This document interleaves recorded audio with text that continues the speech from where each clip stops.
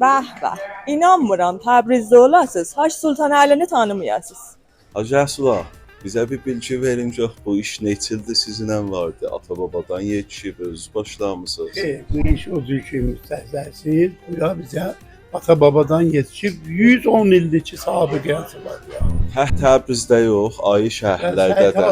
Bəh.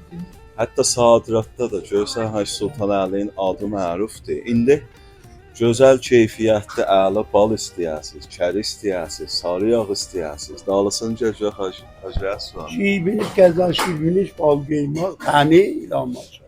Bir də- Mürəffayı qolu zincənat. Bir daha da burada məsələ var ki, səhər çağı əvvəl vaxt gəlmisən bazara, gələsən burada bir şirbinişi gül mürəbbası ilə. Gülünən şibiniş, sərşirəsəl, dağ sütünə.